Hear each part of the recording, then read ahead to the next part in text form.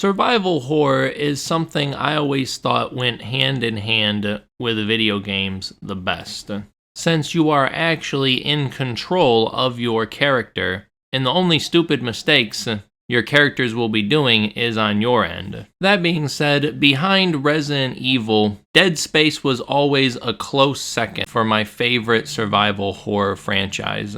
And while the inspiration from Resident Evil 4 is still very palpable even to today, it would be quite foolish to say that Dead Space hasn't carved out its own niche in the gaming market. I will admit I was a bit skeptical, because most modern day remakes get at least some changes to the stories, and sometimes they're not necessarily for the best, and sometimes can be done for political, financial, or what they perceive as gameplay alterations. That being said, does the game actually live up to its namesake, or has Callisto Protocol actually overtaken it in the survival horror genre? That being said, does this game live up to its namesake, or is it just another cash grab by developers? And with the introduction out of the way, let's game. So the game starts off with our protagonist Isaac replaying a call that he got from his girlfriend, I guess, Nicole, who's stationed at the USC Ishimura, which is a planet cracking ship that does pretty much what you would expect a ship called the Planet Cracker to do. It cracks open planets and mines its resources. Anyways, Isaac Clarke is an engineer and ship system specialist, while this woman, Kendra Daniels, is a computer specialist, and Zach Hammond is chief security officer. And then the other two, whose names are Johnson and Chen, are security personnel. And they've been sent to the USC Ishimura because there has been a communications blackout for quite some time. So their main objective is to land on board and repair USG Ishimura. I think I've been saying it wrong for a little bit, so just correction. It is USG Ishimura. Anyways, they start the docking process on the USG Ishimura, but the tethering system's all fucked up, so they end up crash landing in what's clearly an homage to Callisto Protocol, which was created by ex-Dead Space members. Click in the description or the iCard above to see my review on that game. It definitely has underachieving little brother status written all over it. And it's more especially strange that it was made by the same people who made Dead Space. So there's some changes already which are very interesting.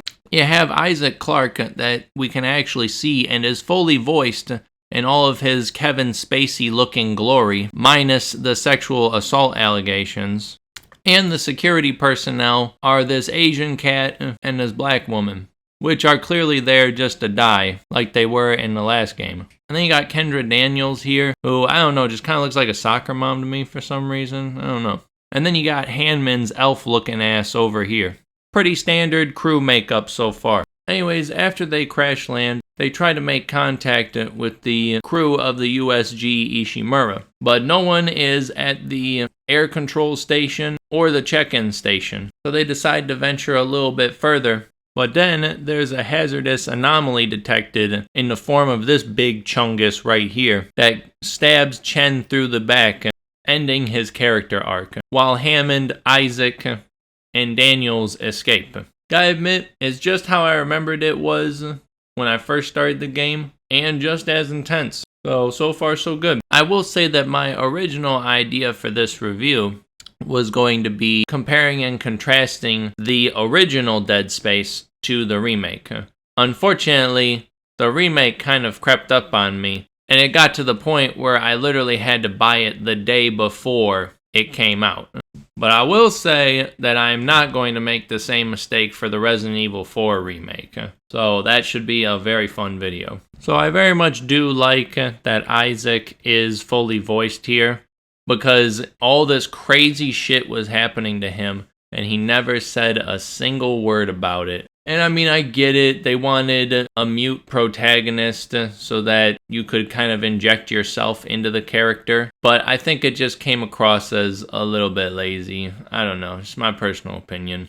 So I'm glad that he's actually fully voiced this time around. Anyways, Isaac goes down an elevator and finds the plasma cutter, which will be your bread and butter throughout most of this game. At least until you get towards the end and it feels like it kind of is a little bit less useful than it normally is.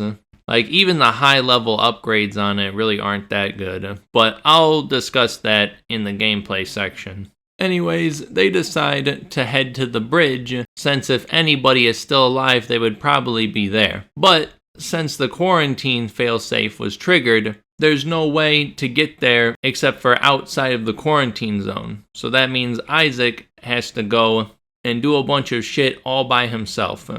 Pretty typical video game stuff. Anyway, so Isaac goes to the maintenance bay to get a spare data board. And I know we're not to the gameplay section yet, but I just have to say it is like incredibly crazy that they did this sort of damage system for this game. Because like you can stomp people or things like the necromorphs and their body parts just break apart into a bunch of different pieces.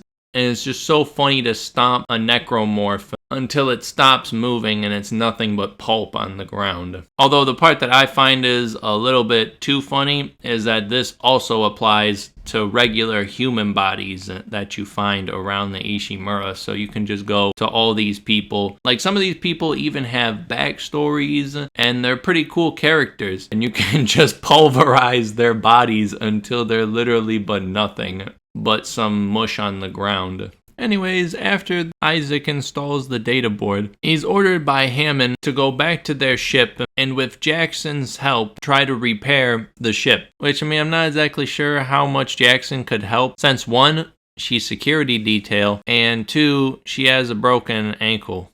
So I don't really know how much she can really get done. Anyways, it turns out Jackson really isn't that useful, because the necromorphs start fucking around with the singularity core for some reason, and the whole ship blows up with her inside. Which this does actually pose an interesting question, like, are these monsters, like, actually sentient? Like, are they actually, like, taking orders from something? Because it seems like they just want to consume biomass, so it's kind of weird that they would attack the singularity core like that, purposefully stranding them. Anyway, since Jackson and Chen doubled as their pilots, they're pretty much trapped there. Hammond suggests the command computer, but without the captain's rig, it's essentially a brick. So they decide to track his rig activity and see that he's inside medical and that he's been dead for quite some time. So Isaac gets the kinesis module, but let me talk about the stasis module first. The stasis module basically freezes enemies, or at least slows them down quite a lot. And you can kind of take your time and pick out their limbs and stuff like that. And the kinesis module basically pulls and pushes things at your leisure, which, unlike Callisto Protocol, you can use it as much as you want. The only downside is it doesn't pick up things that are very big, like whole enemies, like it did in the Callisto Protocol. I actually like this better because you can be very strategic with what you do, but we'll talk about that in the gameplay section. So Isaac gets the tram working, and then he finds the pulse rifle, which is a step up from a poke in the eye, but not by much. It's by far the worst weapon in the game. It's okay,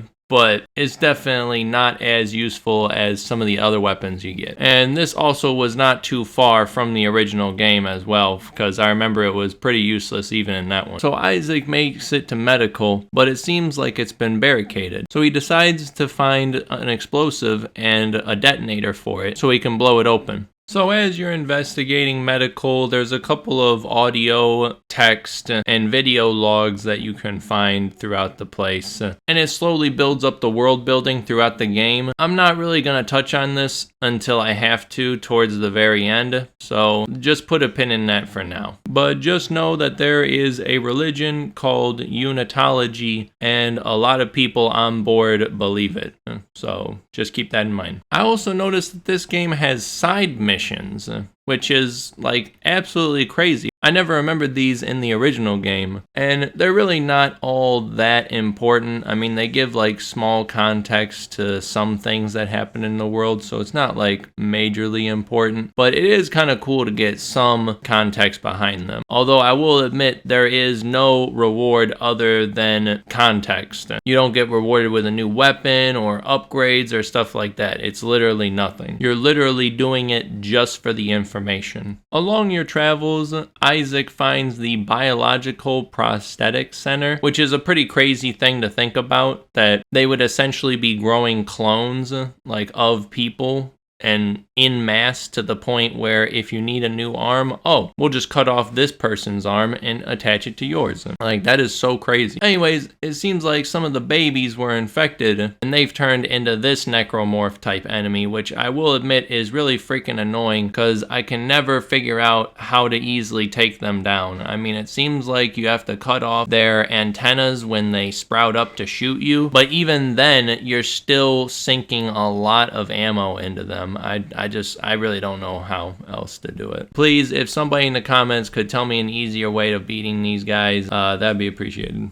Anyways, Isaac gets the detonator and the explosive and blows up the debris. Liquid nitrogen.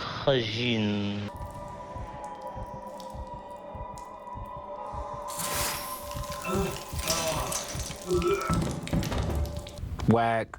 So Isaac finally reaches the captain, who's in the morgue. But just as he gets to him, this weird-ass necromorph comes out and thingifies him, and then asks you to convert to unitology as well. You politely decline and collect his rig off of his corpse when you're done. Also, as you look around, you kind of see that there might be some ambiguity as to how exactly the captain died, since it seems like it was because a sharp object was punctured through his eye, and the autopsy report doesn't say what type of death it was. Just as Isaac is on his way to turn in the captain's rig, the Ishimura's engines shut off. Once again, Isaac has to crawl neck deep through necromorph shit to get to where he needs to be. So Isaac makes his way to engineering so he can fix the engines so this planet cracker doesn't get cracked by this damn planet. By the way, the planet that they were trying to crack is called Aegis 7. So if you hear me refer to that, just to let you know that's what it is. So Isaac finally makes it to engineering, where he figures out that there's no fuel in the actual engines. So he needs to do what the IT crowd does and just turn it off, turn it back on, give it a good old Fonzie tap, and hope everything works for the best. Also, that chick Daniels is alive, and she pops up for a little bit just to tell you that she's okay, and that she'll be helping you, with her skill set being a hacker. One thing I do like about the gameplay here that I'll mention is there will be times where there's like these multiple different fuses that you can choose, and they all do different things. Like one might go to the life support system, the other one will go to the lights, and usually the third one will go to something that's obscuring your path. And if you turn it off, then you can go through. It's kind of cool how you get to determine how your playstyle wants to go. Do you want to play with the lights off? Or do you want to have the lights on, but you're constantly having to find oxygen every couple of seconds? But I kind of wish that they did implement this a little bit more in the game than it already is. It feels kind of almost like an afterthought in some places. On your way to restart some of the engines, Daniels makes it clear that she's been poking around in some of the files, and she finds that the infection actually started on the colony on Aegis 7 due to some sort of alien artifact that they found there. Which, I mean, I guess this makes sense in retrospect, but at the same time, I guess it kind of doesn't. You'll see what I mean in a minute. Isaac finally gets the engines up and running, and this is where I realized that the weapon, the Ripper, freaking slaps against these things. Like, it just destroys them. Definitely top running for MVP in this game right now. Anyways, Isaac does note that it seems like the engines were sabotaged, which is weird. But they have no time to dwell on this now, for they're about to pilot the ship directly through the asteroid debris. But Daniels mentions that the ADS, which stands for Automatic Defense System, is offline. So Hammond tells Isaac to meet him back at the bridge so they can figure out what's going on. Anyways, on the trip over to the bridge, Hammond says that the ADS cannons are completely fucked and that Isaac needs to help him. Daniels also takes this time to confront Hammond, saying that the Ishimura was doing some off-the-books mining, and she thinks Hammond is doing this so that he can get the marker for himself, the alien artifact. He is absolutely pissed off at this assertion, but Isaac informs them they all need to work together. So Daniels decides to keep combing through the database to see what she can find.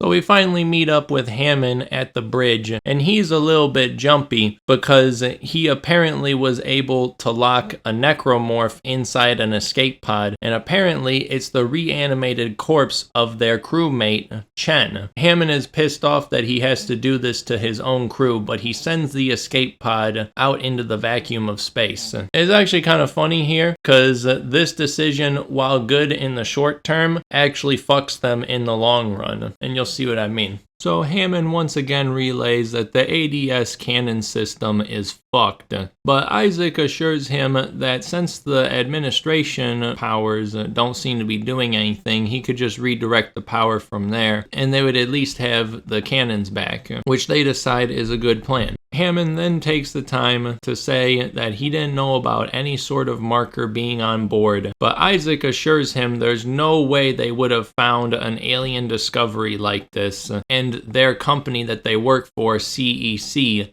wouldn't have known about it. But Hammond assures him that he's just a lackey, and there's no way he would have that sort of clearance to know that. But Isaac can't really make heads from tails as to what's going on, so he just kind of leaves it, because obviously they're not trying to serve themselves up to the necromorphs with a big bow on top, so they obviously have to work together for now. Hammond also warns about something big being down by the ADS cannons that he heard. I'm sure this won't come up again. On our way to the ADS cannons, I actually found a video log which was pretty interesting. It shows that the captain wanted to take the marker back to the unitologist no matter what the cost. Dr. Kine then relieves the captain of his duty. He then tries to give the captain a sedative, but absolutely botches the fuck out of it and ends up stabbing this motherfucker through the eye. Like, what the fuck?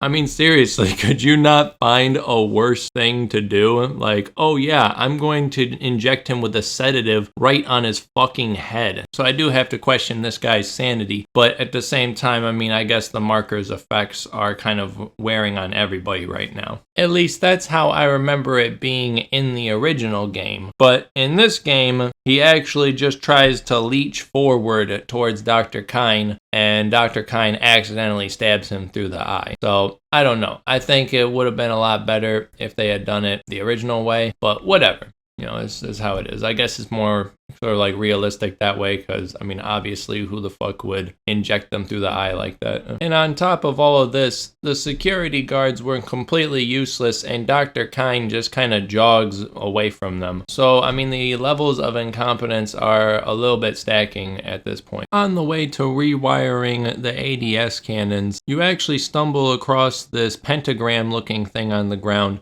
with a picture of the marker on the TV screen. Turns out these people probably were doing some sort of blood ritual orgy thing, I don't know. Sounds fun, but also painful and deadly at the same time. And Isaac even mentions that his mother was a unitology believer. Like I said, I'm not going to go into unitology right now. We'll save that for later. So Isaac finally reroutes the final power system, and the ADS cannons are back on. Yay! But the downside is they don't have any targeting data, so they're pretty much useless. Out of the shitter and into the septic tank, it seems. But Isaac assures them, though, if he goes down and manually shoots the asteroids, the targeting data will calibrate itself. It is kind of funny, though, that it does just kind of seem to be like Isaac is doing all of this extremely dangerous shit, and everybody else is just like, man, that sucks. Man, we're really rooting for you here, buddy.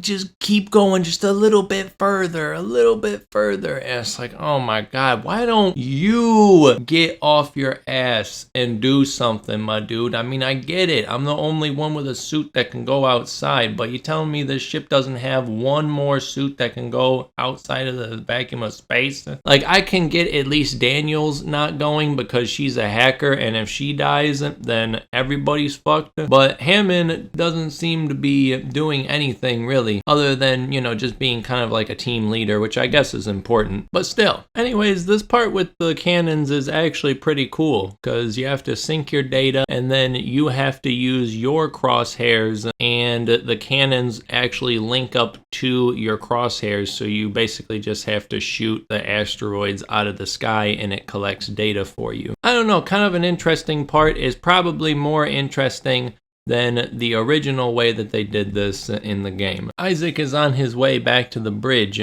when Daniels patches through a message from Medical, which turns out is being broadcasted from what looks like Nicole, and Isaac, being the simp lord he is, goes after her, while Hammond says he's going to go to the crew deck to see if anybody's still alive there, and Daniels throws shade at him, wondering if he knows something that they don't. So Isaac finally makes it to Medical, but the door is locked behind him, and a voice comes over the intercom that belongs to a doctor by the name of Mercer, and he says not to worry, that he's found salvation, but Isaac doesn't care about none of that unitology bullshit, and just wants to find Nicole. The doctor is being extremely resistant since he implies that he might let something in or out. So Isaac decides to go off and find the source of the broadcast instead. On our way to find the broadcast, we find a couple audio logs that implies that Dr. Mercer here was doing some off-the-books type shit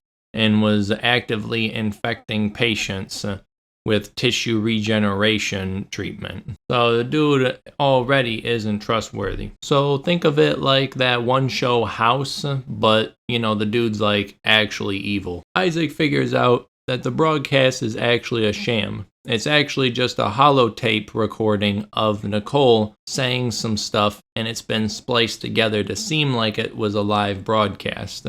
Just then, Dr. Mercer comes in and Dr. freezes your ass with some sort of modified stasis gun. I gotta admit, I love the voice actor for this guy, and Dr. Mercer himself is a pretty badass villain, I'm not gonna lie. So Dr. Mercer goes on talking some unitology bullshit about convergence, and the reason why it's not happening is because Isaac is still alive, and just like a typical supervillain, he decides to let his newest creation kill you instead of himself.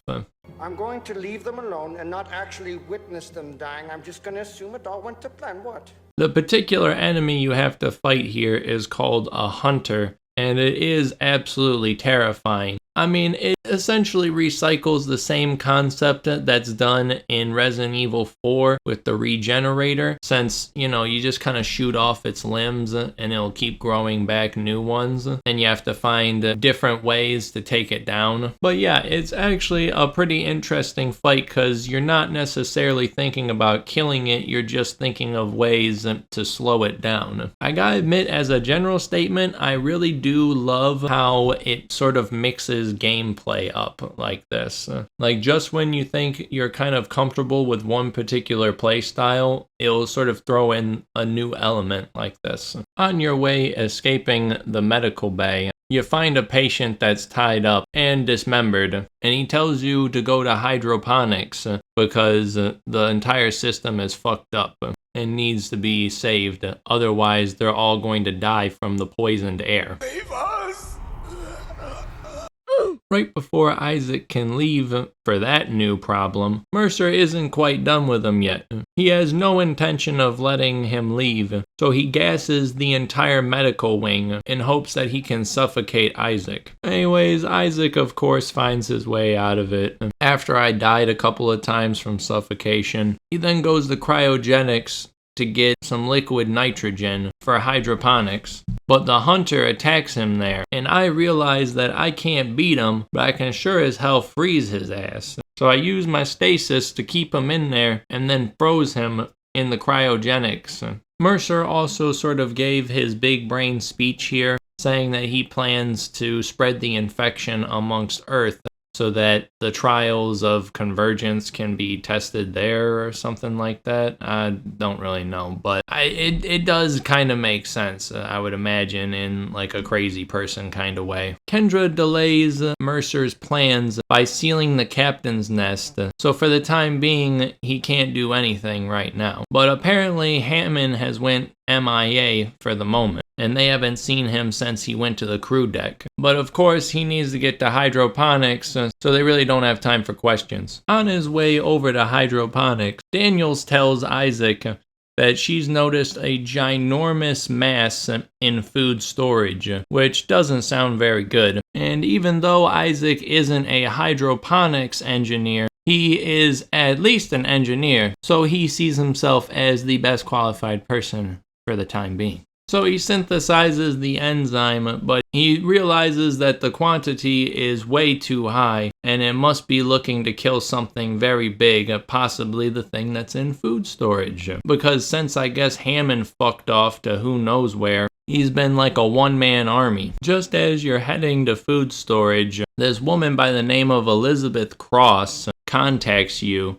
and she seems to be the main hydroponics engineer. So Isaac reluctantly has to give up his title for the time being. But basically, she says that the creature that's in food storage she refers to as the Leviathan is way too strong for direct combat.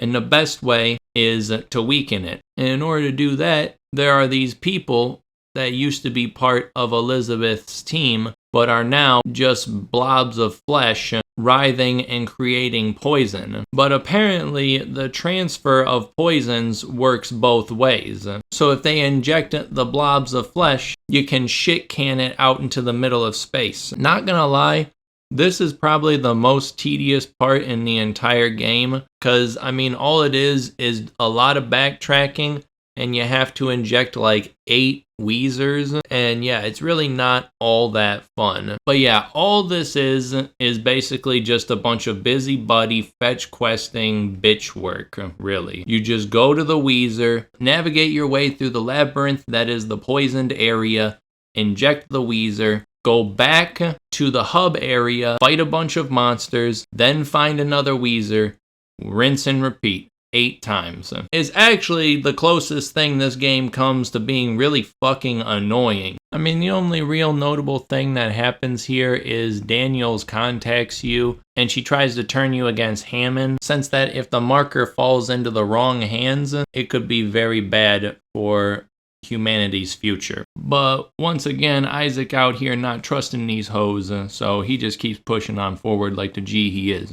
So after about an hour's worth of annoyance, I finally got all the Weezers and ejected the Leviathan out into space.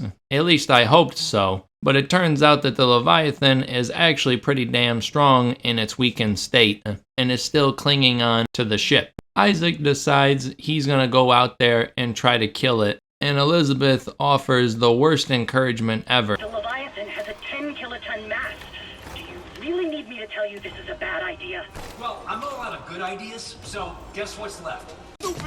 At first, the boss fight was actually a little annoying, but then I realized that you could just grab the shit that it throws at you and just throw it right back at it, which made the boss fight a hell of a lot easier. So, you know, there's that. Anyways, Elizabeth thanks you personally, but before the dick sucking can commence, she tells you that her hubby Jacob was building some sort of SOS beacon. So if you come across it in the mining deck, put the rest of it together and launch it so they can all get back home. So Isaac decides to check the mining control room since the SOS beacon could be launched out of one of the tubes around there quite easily, when Hammond gets on the radio and he's saying that he's in the vents right now and he's in the middle of some sort of unitology conversion meeting or some shit like that. So some shady shit going on in the background here. So they get down to the mining deck to open up the mining tubes so that they can send out the SOS beacon. But of course this is a video game, so there has to be some sort of issue that involves some sort of backtracking. So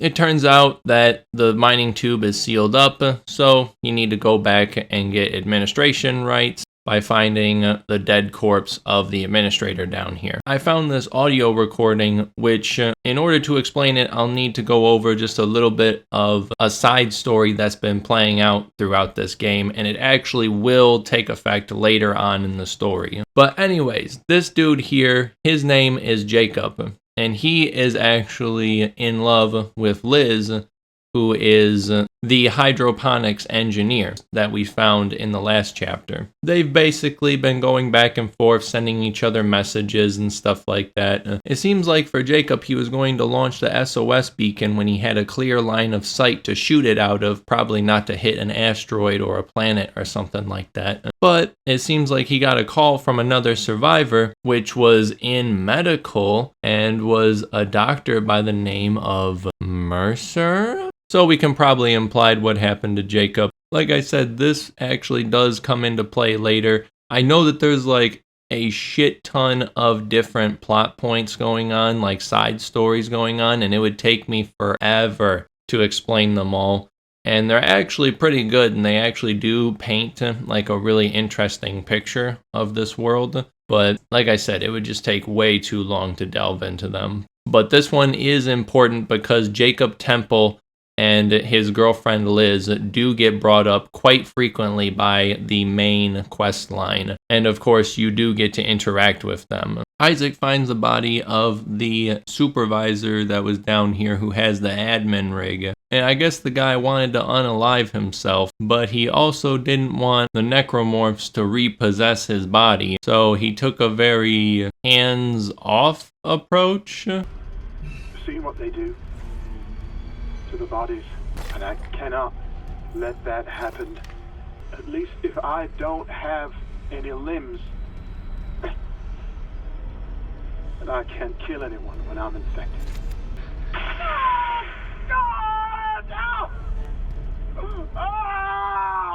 2 hours later. Come on, man, just one more.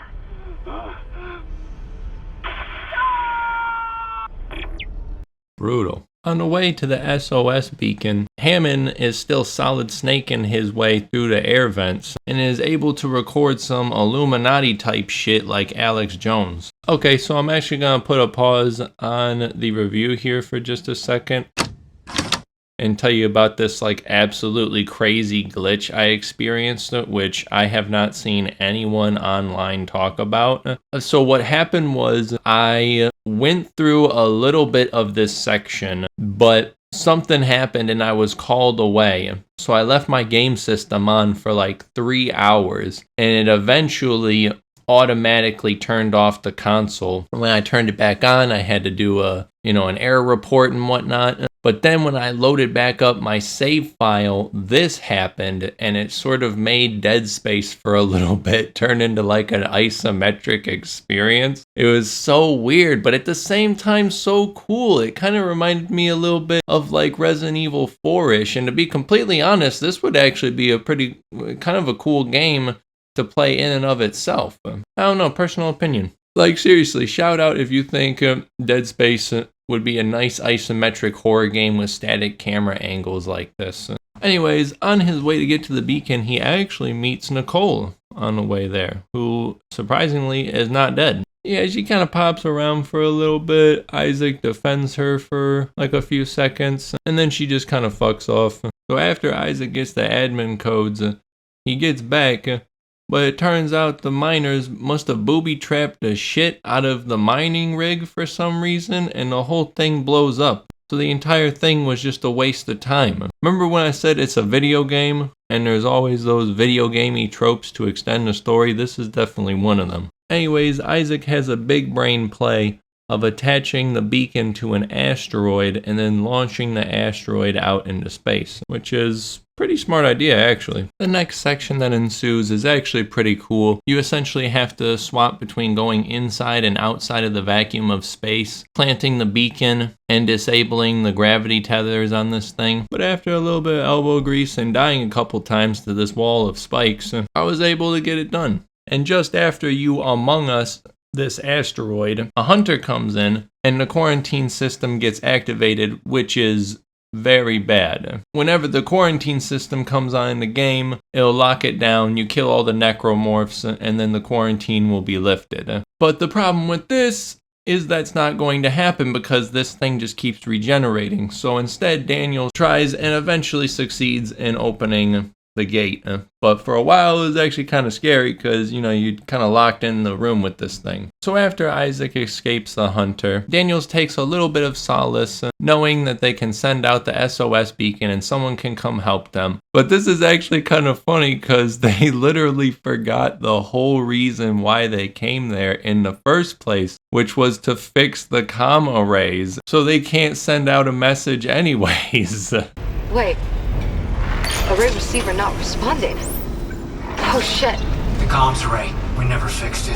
Bitch, are you dumb, dumb? Anyway, so Isaac actually has to do some work for once and fix the comm arrays, since I'm guessing that 48-hour estimate he gave at the beginning of the game was just an inside business trick to get paid for 47 hours of relaxing and only 1 hour of working. And I thought it was actually cool because when I was on my way to fix the comms and I was taking the tram system to the bridge, it actually stopped for a second and I thought it was gonna pull a jump scare on me and have an enemy pop down inside the vents like it did in the first game, because that is actually one of the things I do remember about the first game.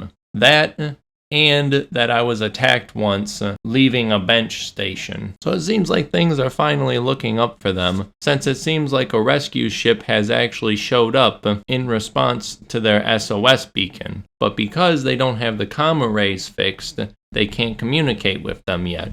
He finally makes it to the comm arrays, and even though that somebody tried to Jimmy rigged the system to completely fuck itself. He must have been an intern level henchman or something, because he really didn't do a good job and some of the arrays are still intact. So he puts it together, and even though it's only a short range communication, it still is enough to work. And also, this is probably one of the better puzzles in the game, even though it's, not really that exciting. But it is kind of cool to, divert the power in this one, and you gotta find the right ones. I don't know, it was at least a bit entertaining. So the USM Valor actually responds to the SOS beacon, and they say that they're en route and that they have captured one of their escape pods. Escape pod? And if you remember, there was only one escape pod that was ever launched. Bitch, are you dumb? Yeah, I know. As a matter of fact, I don't even really know what Hammond was thinking here, because, doing that is kind of dangerous, because, you're literally just shooting it out into space, and you don't know, who or what is going to find that thing, or where it's going to land on, and you could potentially infect, a whole colony of aliens, 10,000 years in the future or something. I really don't get why he did that. That being said, they try to contact the USM Valor to politely tell them to not open up the escape pod with an extremely deadly and infectious necromorph inside. But the long-range antenna can't be deployed because something's blocking it. So Isaac decides to go over to maintenance to try to clear up whatever's blocking it. He sees that the thing that's been blocking the long-range antennas is the Leviathan that's been throwing up gang signs at him, and is extremely pissed off that it jettisoned it out into space. So you go out there and confront the Leviathan again, but this time you use the ADS cannon targeting system to actually destroy pieces of it, which is actually pretty cool. And I gotta admit, it was actually a really fun fight. Definitely better than the first time we fought this thing. So they finally get the long-range antennas and contact the USM Valor, but unfortunately they're too late, and they opened up the escape pod, and Chen had a super awesome slumber party massacre up in there. So the USM Valor crashes into the Ishimura and then play, yada yada for maximum damage or something like that. Hammond calls us to figure out what the heck just happened, and we relay to him that he's a fucking idiot for jettisoning Chen out into space instead of just trying to kill him. So unfortunately, everything seems just about fucked. But before they can all fall on their swords, Hammond tells them that he found an executive shuttle that's intact, and the only thing that's missing is its singularity core, which I'm assuming is the core that allows it to go at the speed of light. But I can imagine it'd be pretty hard to come by, so where would they find a singularity core? Oh, that's right. What about the ship that just crashed the fuck into them? So they decide to salvage what's left of the USM Valor and get a singularity core. So Hammond and Isaac do a spacewalk and manage to get onto the USM Valor. But there's a big problem. They seem to be carrying a 12 megaton warhead, and if that thing gets set off for any particular reason, whether it be a necromorph or just by happenstance, it'll destroy everything. The crash hit the torpedo bay hard. I need you to handle that nuke right away, before something sets it off. Handle 12 megatons? You know I'm not a nuclear engineer, right? I'll touch on this later, but the enemies that get introduced here on this ship are actually really awesome. Although it is kind of interesting because we can see through a text log on the ship that they were actually sent here specifically to get the marker, and that all of the units during the debriefing, without exception, will be subjected to a psychological examination, which makes sense. So Dr. Kine connects with him, who, if I didn't mention it before, is sort of like the main science bro on board, and he says something about getting a marker, saying that the marker must be returned or something. Isaac Clarke don't have no time to deal with this science bro and his fuckboy haircut. What is that? And so he just drops the call. I do think it's kind of funny that once you're trying to disarm the warhead, they throw all of these explosive enemies at you. So you have to be like really careful with what you're doing. Anyway, so Isaac Clarke cuts the tethers and launches the nuke into space and says fuck whoever comes across it, however many hundreds of thousands of years later. But in avoiding that moral quandary, they bring up another moral quandary, which is if the Valor was just on patrol, why would they bring a nuke? This will be explained in due time, but you can probably guess what the reasoning is. Also, since I'm a straight G at this game, and I played this on hard difficulty, I rarely ever got grabbed, or in that case, executed while I was grabbed. So I really can't show you too many death animations, but this is one of them that I was able to find, and it was glorious. Like, seriously. Way better than Callisto Protocol, in my opinion. So it turns out that Hammond actually cracks the munitions report that was on the USM Valor, and he finds out that their quote-unquote patrol mission that they were randomly on and happened to find their SOS beacon was nothing coincidental. They were specifically sent there with the warhead and orders to fire upon whoever they saw there, because they probably realized that all the Unitology members would defend the marker. So no matter what, Isaac and his team was fucked from the beginning. Anyways, so Isaac finally meets Hammond, and he's out of his fucking mind thinking he's back on the Ishimura, and he gets distracted when he sees Chen and straight biffs it. I remember this scene was actually a little bit different in the original Dead Space. I remember he got the absolute tar beaten out of him by one of those big ass necromorphs, but this is actually a good send-off, and I think it's actually a lot more personal since that he is putting Chen to rest. So Isaac snags the singularity core, runs away from all the deadly ass necromorphs, and manages to get back on the Ishimura with the skin of his ass intact. It's actually kind of cool because it took me just until this part of the game, since I was playing it on hard and I never like to have myself on a red health indicator, but I actually noticed that different levels of health depends on how your character sounds during the cutscene. What about the Valor's singularity core? It's covered in blood, but I got it. God, I hope Hammond was right about that shuttle. What about the Valor's singularity core?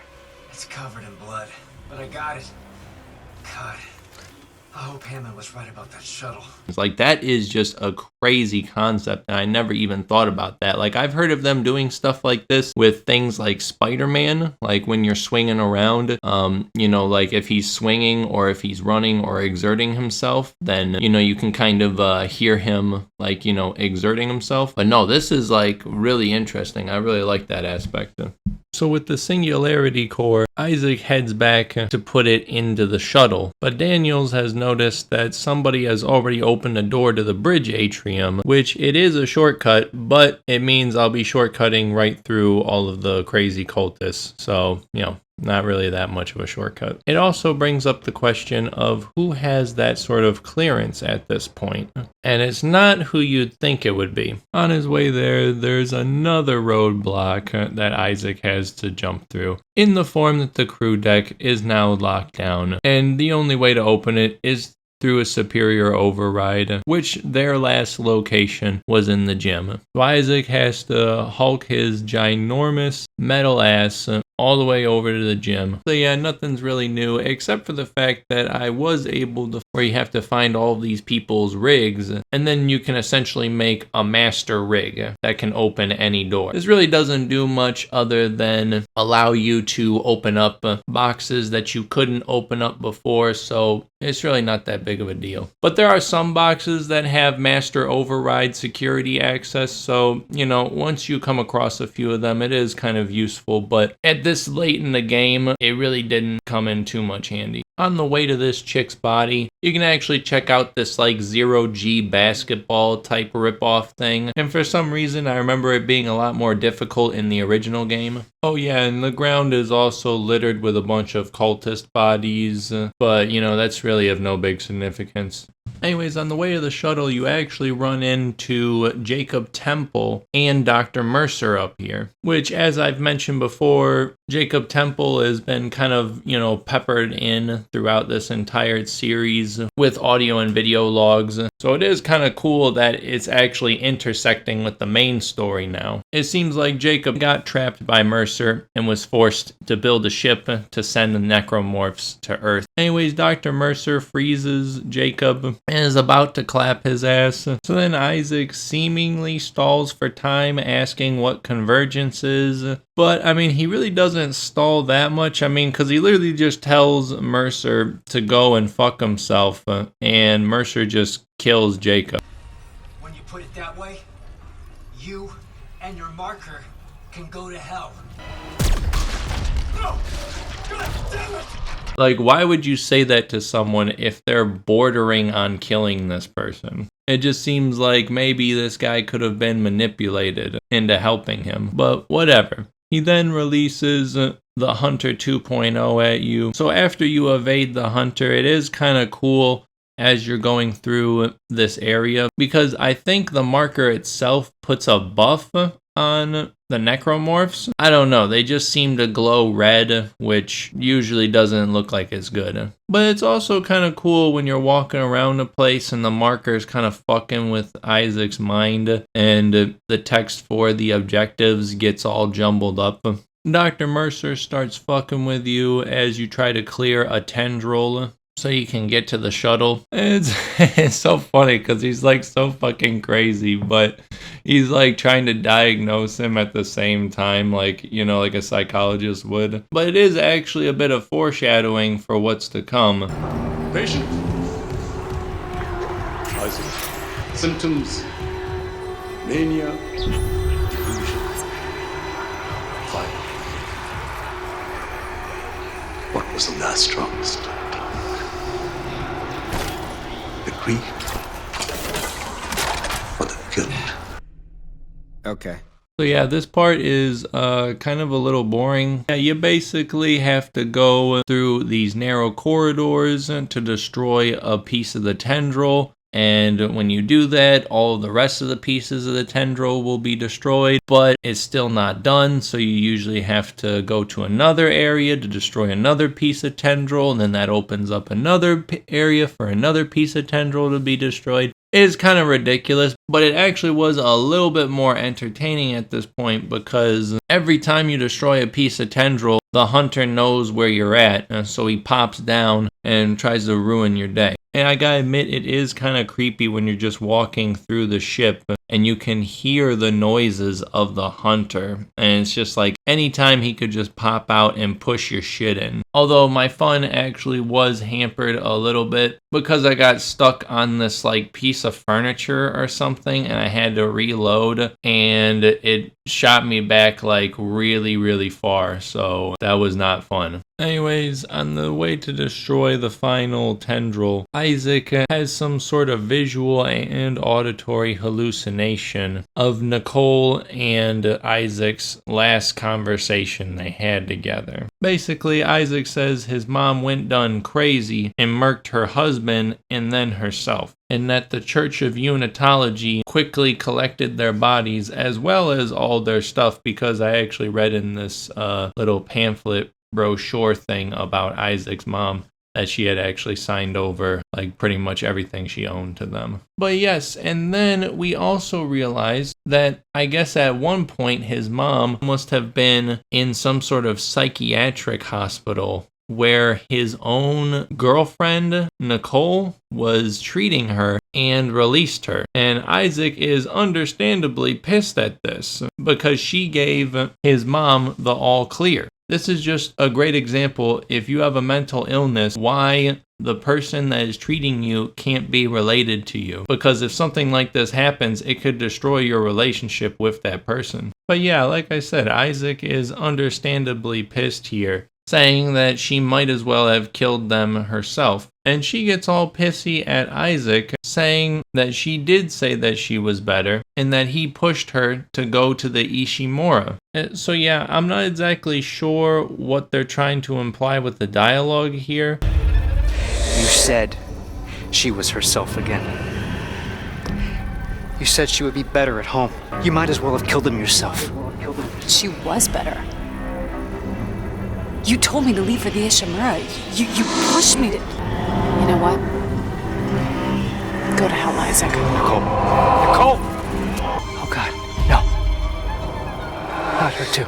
Well, there's no real easy way to say this, but look, you're a simp. So does that mean that she was better and then she released him back into the care of Isaac? Or did that mean that she thought that she was getting better and then Isaac told her to go to the Ishimura, forcing her to give Isaac's mom back into Isaac's care? Like, it really doesn't clarify this. And then she says that Isaac pushed her into leaving for the Ishimura, but then in another audio log, Isaac clearly says that he is letting her go there voluntarily. So, I don't know. This whole thing just doesn't really seem to make too much sense. But yeah, and then Nicole gets pissy like he fucked up and breaks up with him and ends the call. And it's like, I mean, I don't know. It's like, I really, with the context that we're given, it seems like she's just a massive fucking bitch. But yeah, the dialogue in this section is just really weird. I don't know. This is kind of remedied in the next video log where you do see Nicole is snooping around Dr. Mercer's study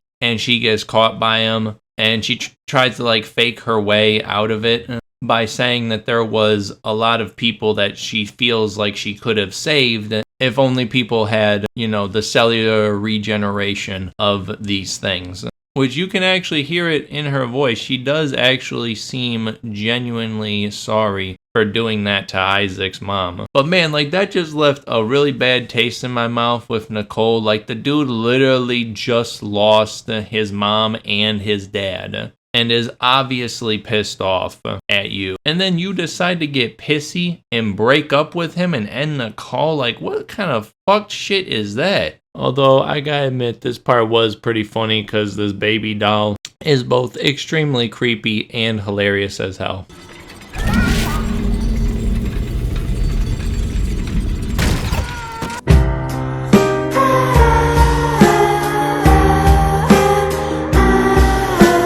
Anyways, on our way to destroy the final tendril, we run into Dr. Kine, who I'm just gonna say right now has the most fuckboy ass looking hair. Like, seriously, white hair with shaved sides. Like, come on, my dude. Anyways, this 1940s Malfoy basically tells us that when they removed the red marker from Aegis 7, this caused a being known as the Hive Mind to awaken. And he's also saying that his hallucination of a wife is telling him that if he puts the marker back onto the planet, it will stop this hive mind from killing things, and it will slumber, causing all the necromorphs to, I guess, slumber as well. Because as we've seen from the Balor ship, if even a single one of these things is left alive, it could spell the doom for humanity or any other organic life that may happen to come across it.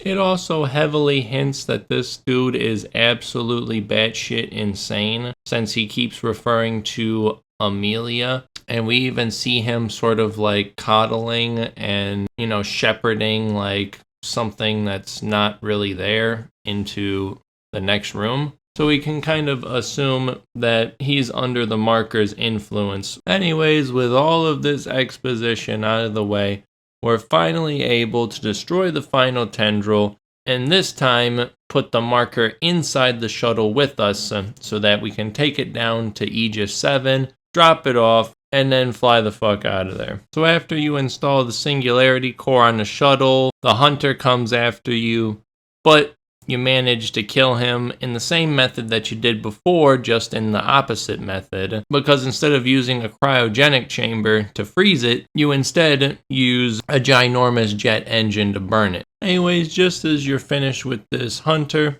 this giant tentacle comes out and grabs you. And Dr. Mercer also comes out at this point and commands the marker to kill you, but he just ends up being grabbed along with the marker and taken off to God knows where. And then Isaac gets dragged off, and then you have to go through this section where you're aiming your gun with one hand and you have to shoot the tentacle off by shooting its weak point. But the problem is I only had close range weapons. I had my Ripper, my force gun, and my flamethrower. And the only weapon I really had that was long range was my pulse rifle, which I tried like 3 times to take down this thing, but it just didn't work, and I ended up having to spam the alt fire feature where you can shoot out a crap ton of ammunition like a grenade from the super awesome tentacle hentai fun time that was going to be happening if I got pulled in the hole. So Daniels calls you and says that basically the marker's been ripped through the ship and is in the cargo bay. And Dr. Kine says that he's going to meet us down there, but Daniels chimes in saying that Dr. Kine can't be trusted since he killed the captain. And while she does have a good point, they're kind of out of options at this stage. Anyways, so Daniels has noticed that everything that Isaac has killed so far has apparently pooled its mass and has recombined itself into a ginormous mass around the marker. Now arriving at flight deck traffic control. Yes, Amelia Sue. We'll send the hive mind back into the darkness. So glad you gave that guy our only escape shuttle.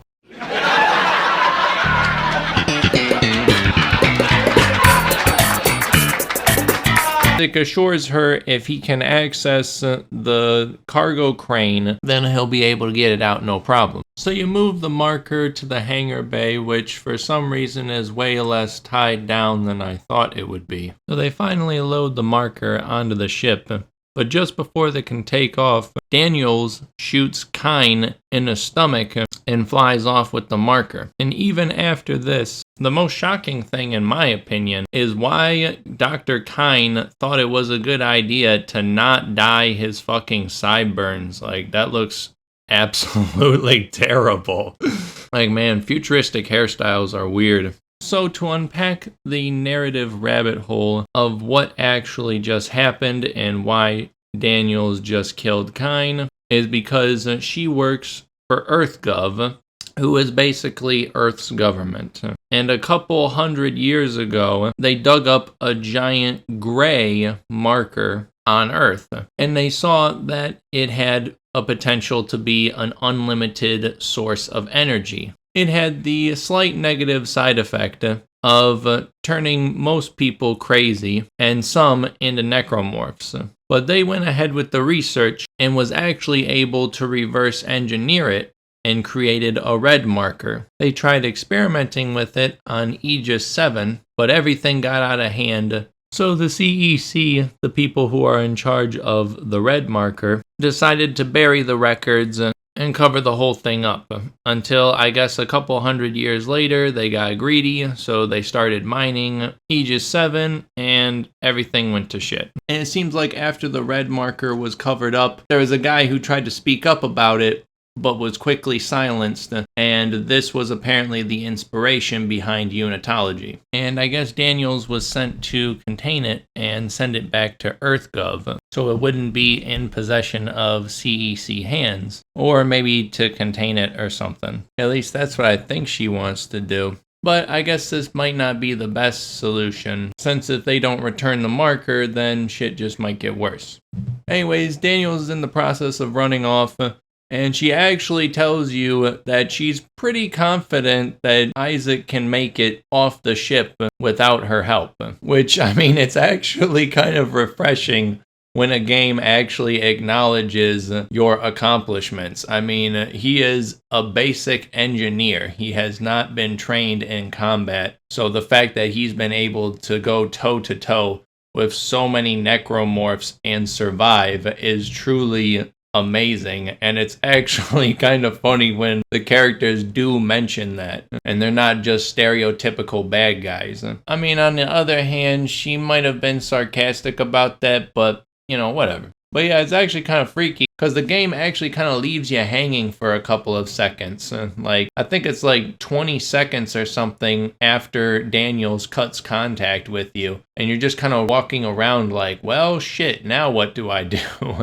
But just then, Nicole contacts you. She says she's in the flight control room, and that Isaac needs to come up to see her, and she'll explain once we get there.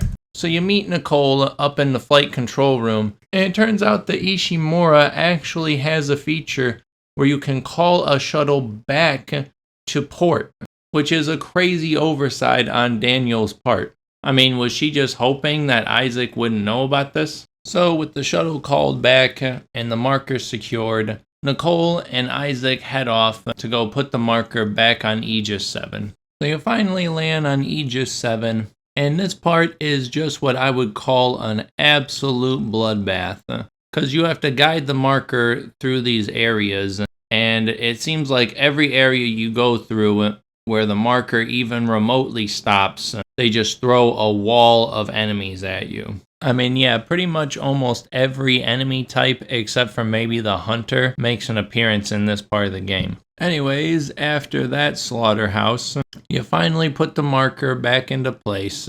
But it turns out that the gravity tethers that were holding up a ginormous chunk of the planet just got disabled. So now that chunk of the planet is in free fall and on direct collision with Isaac. He decides to go restart the tethers to see if that will do anything. But Daniels comes out with Nicole as hostage, and she hacks Isaac's rig and makes it play the last video that Nicole sent to Isaac, which at the end shows that she unalives herself, and that the woman we have been following around was actually Elizabeth Cross, the hydroponic engineer. Which this is actually kind of an interesting revelation.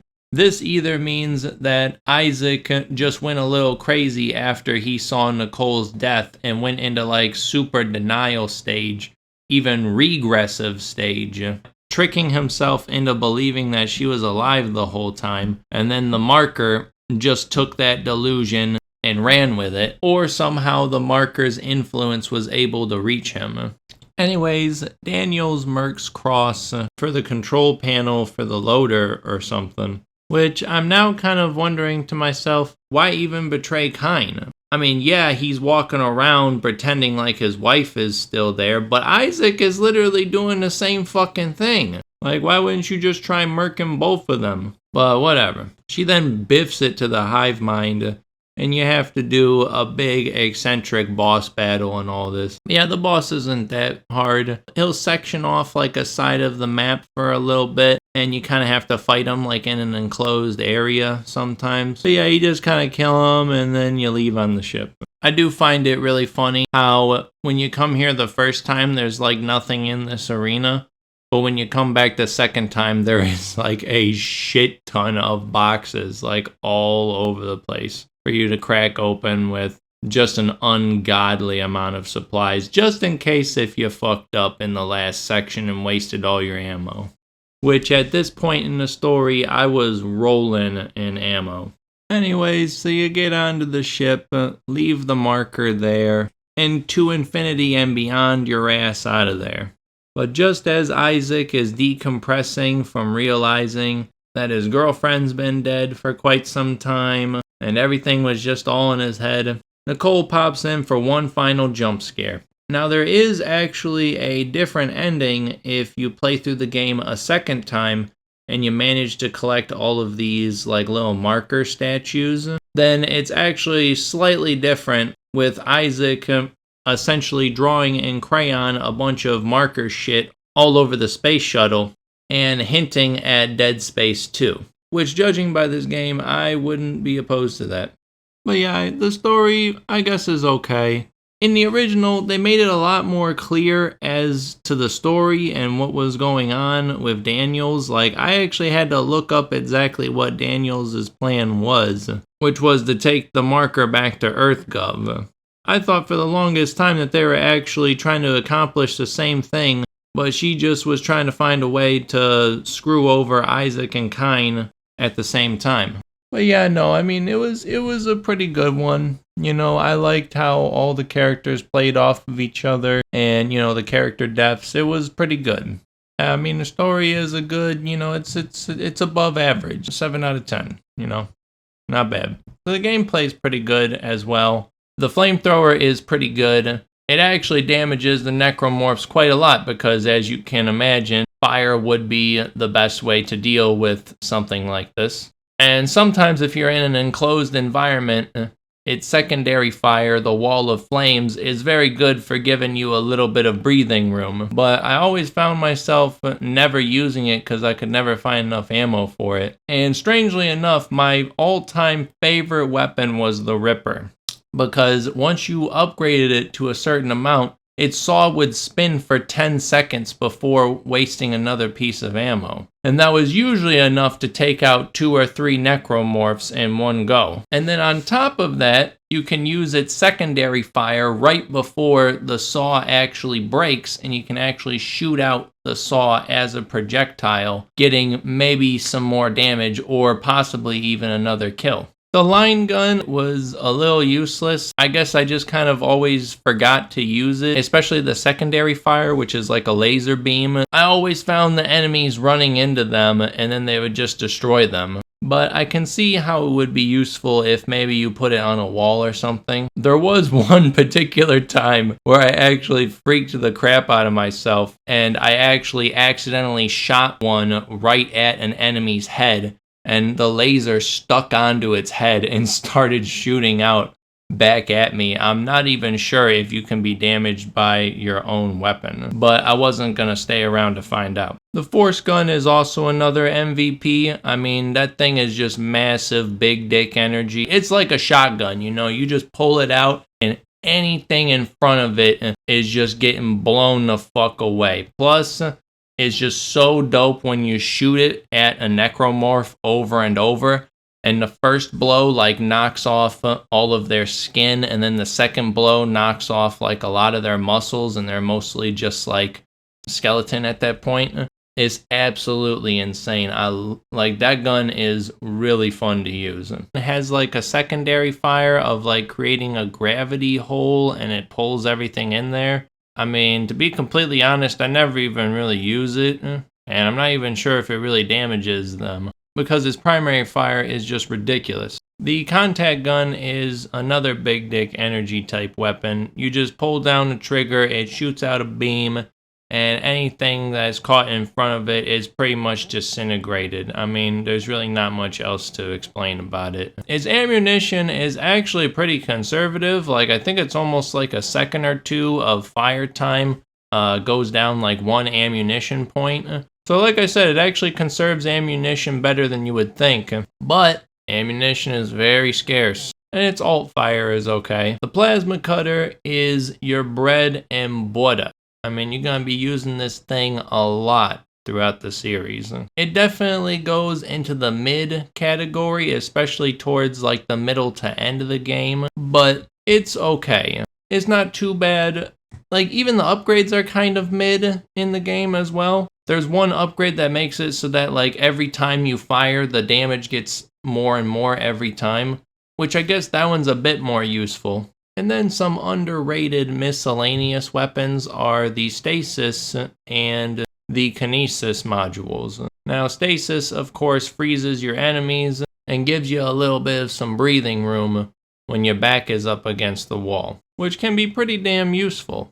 And thank God there's no chance of misfiring it at yourself. That would be terrible. And even the enemies on the USS Valor have their stasis modules fused into their suit so they run super fast. And if you get a lucky shot off on the stasis module on their chest, you can actually cause them to freeze for a couple seconds, which is a pretty cool addition. The kinesis module is actually an underrated gem, and in the right hands can be extremely useful, and you can save a hell of a lot of ammunition by using it. I was actually quite surprised at just how much damage it can do to the enemies. There was plenty of times when I had my back up against a wall and I just started trying to grab everything I could and throw it at the enemy. You can even rip the spikes off of the enemy's, hands or whatever they are and use that spike against its fellow necromorph. And that sort of combat is just freaking awesome, because it really makes you think on your feet. Or even the blades from a fan. Although this sort of thing does kind of break immersion sometimes, just a little. I mean, yeah, because you'll like throw it at some dude and their body will just spaz the fuck out if there's a wall right behind them and you impale them. There's also like a melee attack that you can do, but Isaac has fucking noodle arms and like can't even damage them worth a shit. It's really just there just to kind of punch them in the face and kind of stagger them back a little bit so you can get the fuck out of there. And last but certainly not least is Isaac's boot. That's right. As a matter of fact, this is actually probably one of my favorite weapons that you use in the whole damn game, because your boot is used to squash open a variety of things. Your boot is very helpful, especially in the beginning parts of the game where you don't necessarily have a lot of ammo. My go-to strategy was always to take out one of their legs, and then when they fell on the ground, bum rush them and just start stomping the crap out of them until they stopped moving. Although I gotta admit, sometimes it gets a little fucky and your character will stop for like a second or two while they're stomping. I don't know, it's really weird. Maybe it's just because I was moving the analog stick at the same time while I was stomping. So after I was done stomping, it would like kind of move my guy a little bit instead of just rebooting the animation. But regardless, it's pretty good. I would say enemy variety is very good in this game. I mean, you have the normal necromorphs, with the blades on them that are pretty weak and, towards the end of the game, they're kind of just cannon fodder. But then you also have the long-range baby type dudes that do some damage to you. Then you have these lanky boys that no matter how hard I tried, they always just seem to break apart. And then it turns into like 4 or 5 different monsters, which definitely reminds me of the movie The Thing. And then there's these like hulking brute type dudes that just like bum rush you and try to smash you, which, as intimidating as they look, they're pretty easy to take down. You just freeze them and run around to the back and shoot them. Then you have the type of necromorphs that are on the USS Valor, which I touched on briefly, but yeah, they're like freaky as shit. They run really fast, they attack really fast, and they have the stasis module stuck inside of them. And if you manage to hit it, you can actually slow them down for a little bit, which is pretty cool. And of course, you have like the reviver type enemy. They look kind of like a bat, you know, and it just kind of sticks its tendril inside of something. And then it revives it as, you know, a necromorph, and it's pretty fucking disgusting. I thought these things were going to be used a bit more in the game, but I was actually kind of disappointed. You really don't see them that often. I mean, especially with the crazy opener that is Dead Space 2 had. Anyways, then you got these weird ass dudes that are stuck on the side of a wall. I guess you could call them birthers, but technically another type of monster would fall under that category of a birther as well. So anyways, these wall birthing things always used to creep me out in the original one, and they still do. They essentially like spit out all these tendrils and wrap onto the wall, and they just start shooting out all of these eggs that sprout a little tentacle, and you have to shoot the little tentacle thing off of it, and then you have to shoot the tendrils off of the wall. Once you finally get all the tendrils off the wall, it will stop birthing and you'll actually kill it. It's pretty damn annoying, to be honest, because if you get too close to this thing, it shoots a baby at you so fast it takes your damn head off.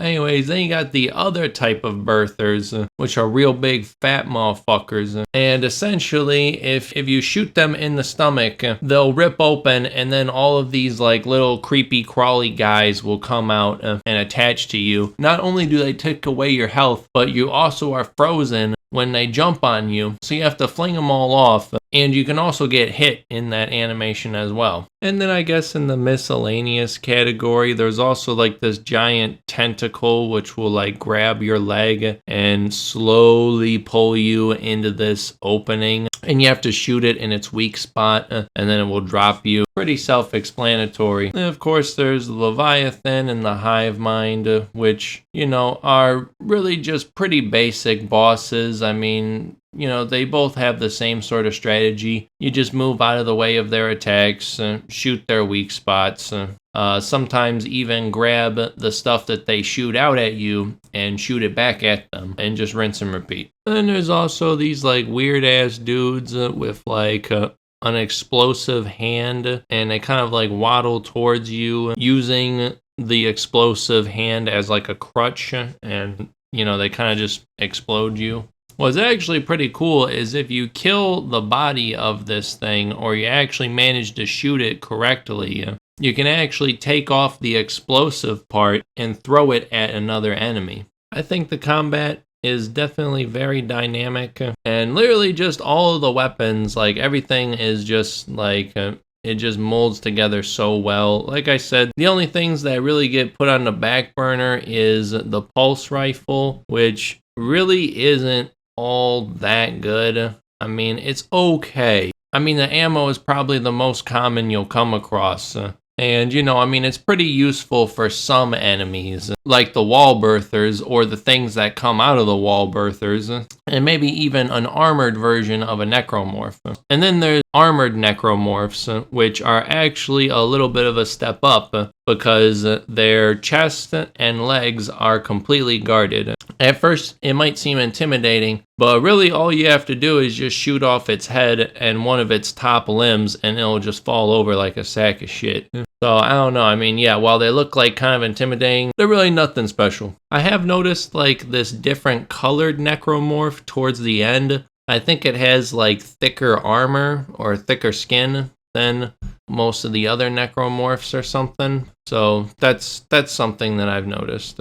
As for the original video game, I actually can't really comment too much on it, since it's been close to about 10 years since I've played any Dead Space game. but I will say that I enjoyed myself in this game. If I had to rate this game as a whole, I would have to say 7 above average. It was definitely very fun. I liked the combat, and I actually had a fun time playing it, especially as a survival horror type game. It did kind of get a lot easier towards the end once you kind of realize everybody's attack patterns. And you're not like scrambling for ammunition, which I will admit towards the end of the game, you like a straight roller. You just got money on deck and ammo on deck, at least for some of your guns. And then according to the game, it says that in New Game Plus, it says that there's actually different enemies, which is pretty cool. Anyways, the ending of this game definitely set up for a sequel, especially with the secret ending. I mean, I can see the argument that maybe there was like some woke shit like injected very subtly into the game, like how Nicole looks like she's about 20 years older than she was in the video game. Which, like, yeah, I get that, you know, a lot of game developers have kind of been going for this realism type angle, and they want to make everything realistic, so that means making people more uglier, I guess, is like their reasoning. It is an interesting correlation to make, I will say. But I'd say the realism is actually justified in this case because, I mean, are you really going to have like a fresh, like 20-something-year-old who's like unestablished working at one of the best planet crackers in its field? But whatever, that's debatable. I really didn't mind so much that, you know, there was a lot more inclusivity and representation. I mean, if done badly, that stuff is like pure cringe, but it actually was pretty good this time around. I mean, yeah, I could sit here and nitpick the woke elements to it, but you know, it's whatever. At the end of the day, if you enjoy the gameplay and you enjoy how the game is, you know, even if the story is shit, it's like, it's whatever. If you had a fun time, you had a fun time. You know, you can say the story sucks, but at least you were entertained. That's what I always say.